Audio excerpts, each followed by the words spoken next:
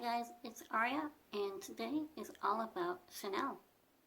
And yes, I do have one of my favorite Chanel blinged out sweaters on for the occasion, but today the focus is on the vintage quilted medallion tote bag.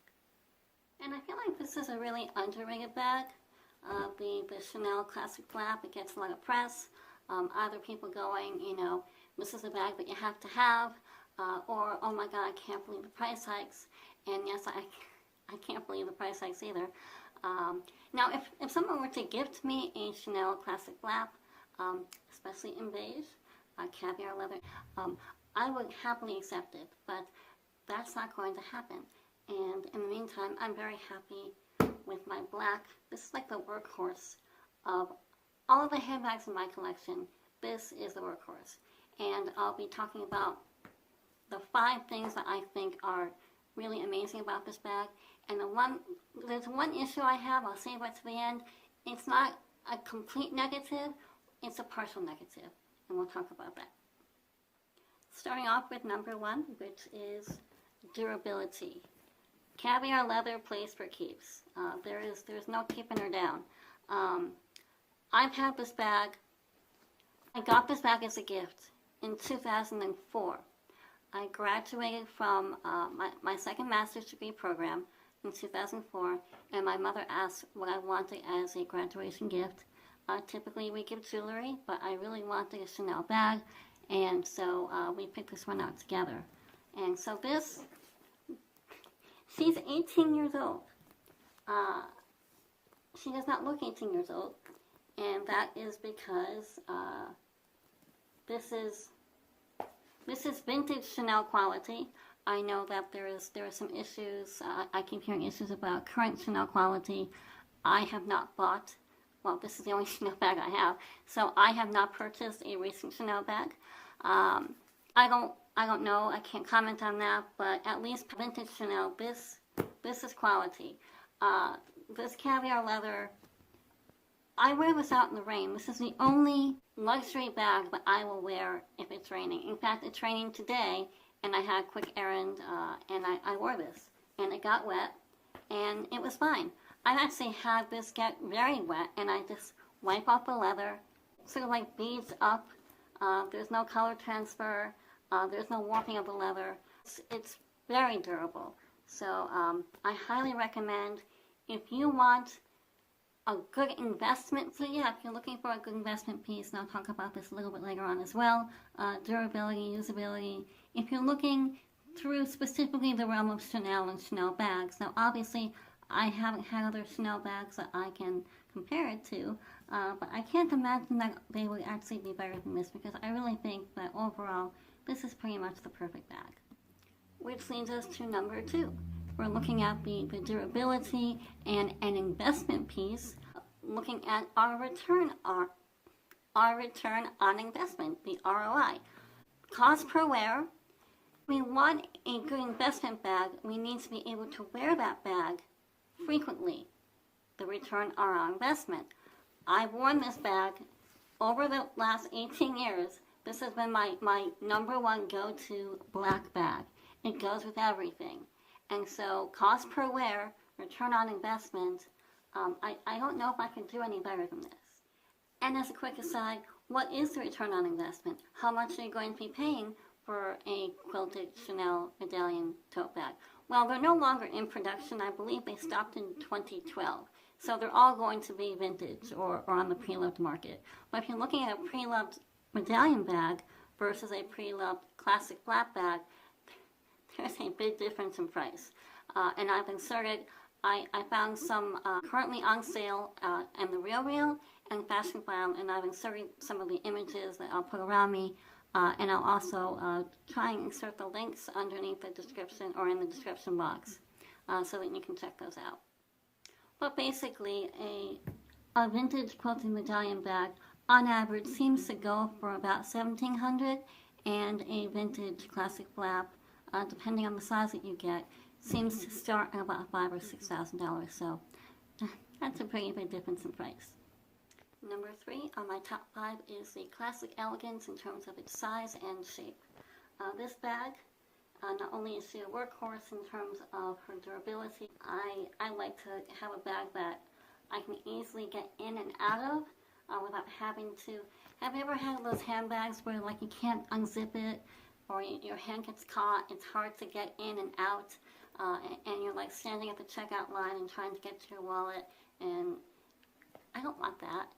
So I like ease of use, and she is very easy to use. And as a reference point, so that you can see her size, you can see, now I'm 5'1½", so I'm pretty petite, and some larger bags are just too big for me, especially too wide, and she is just the perfect size. She easily fits under my arm, and she also has this very useful back pocket. Definitely my go-to bag for traveling. And number 4 on our top 5 list is the comfort of wear.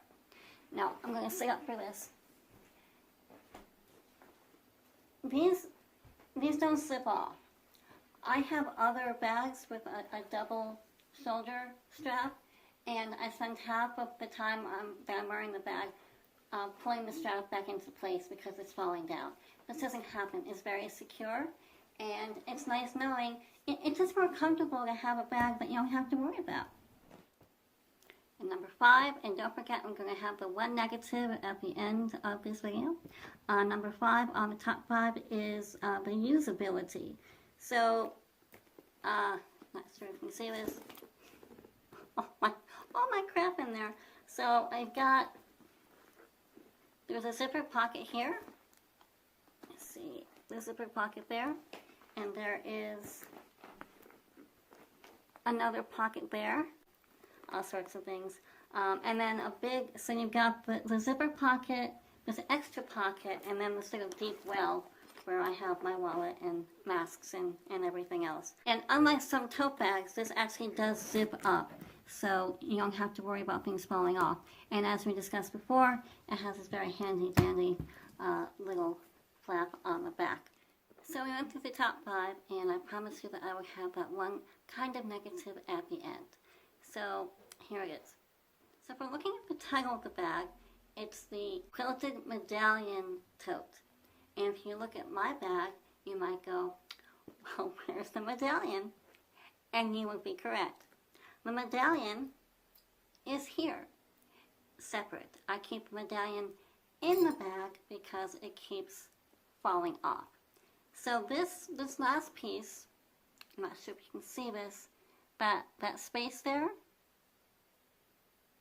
this is supposed to attach to the main zipper. You see, it attaches to the main zipper, and then it sort of like hangs off like this. But it keeps falling off. And it began falling off very soon after I got the bag. So I probably was able to wear it for like maybe a year, and then it just kept falling off. And I didn't want to lose it. I tried using pliers to get this piece tighter. Nothing worked. And I guess I could have sent it back to Chanel, but it didn't seem like a really big deal. So I just keep it in the pocket. But bonus points. The nice thing about not wearing the medallion part is that it goes with everything. So there's a positive. I like to have my items match. So if I'm wearing silver jewelry or silver toned clothes, and I have a gold medallion, well, to me that wouldn't work. So the fact that I don't have a medallion means that it goes with everything. So in the grand scheme of things, it's really not a super big deal. But I just feel like, for the cost of these bags, would it be that difficult just to make these stay on? I mean, this really has no functionality or use, so we don't really need it. But this is a keeper. So if you do find yourself prowling the pre-loved vintage sites looking for a Chanel bag, maybe you have a little bit of extra money to spend, not like classic flat extra money, I do highly recommend you check out the Quilted Medallion Tote bag, because I really do think that it's the perfect bag, except for the medallion part. So maybe they shouldn't call it the Quilted Medallion Tote bag. We'll just call it the Quilted Tote bag minus the medallion. So I'm curious, for those who are watching this, do any of you actually have this bag, or do you have another Chanel bag that you would recommend?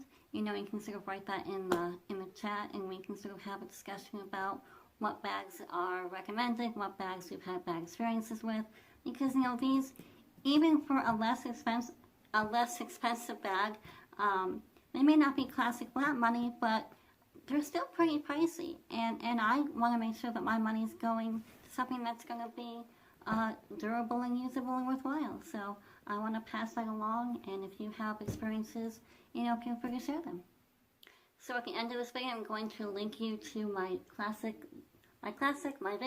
Louis Vuitton collection. Definitely a video for the vintage handbag lover. So make sure to check that out. I thank you so much for joining me again today.